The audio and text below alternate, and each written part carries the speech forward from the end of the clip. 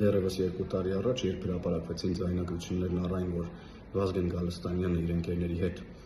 փորձում է ահաբեկչական գործողությունների միջոցով զավթել իշխանությունը,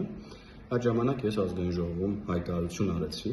այն մասին, որ Վազգեն Գալստանյանը կաթողիկոսի օրհնությամբ է այդ ամենը իրականացնում, կաթողիկոսի օրհնությամբ հարձակվել է պետական շենքերի վրա, կհիշեք ազգային ժողովի շենքի մոտ բախումներ հրահրեցին նրան ղեկավարած հավաքի մասնակիցները։ Այդ ժամանակ Վազգեն Գալստանյանը դիմեց դատարան իմ դեմ, իբրև թե ես նրան զրպարտել եմ այդ հայտարարությունն անելով, եւ ահա նա պարտվել է դատարանում եւ փոխհատուցել է նաեւ ինձ փաստաբանական ծախսեր, ընդամենը իհարկե 80,000 դրամի չափով, բայց ըստ էության այդ արտահայտության համար դիմեց դատարան եւ պարտվեց Վազգեն Գալստանյանը։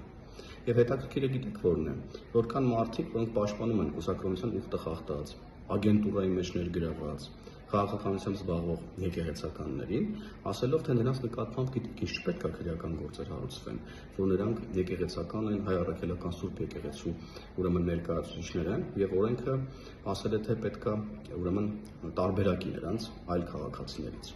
Բայց երբ որ նրանց է պետք լինում, արագ գնում են եւ օգտվում են իրենց քաղաքացիական իրավունքներից։ Եվ Հայաստանի Հանրապետությունում բոլոր քաղաքացիները հավասար են օրենքի առաջ։ Կլինի դա եկեղեցական, կլինի ինչ-որ բարձրաստիճան պաշտոնյա եւ այլն եւ այդպես շարունակ։ Լավ եք, սիրելի հայրենակիցներ։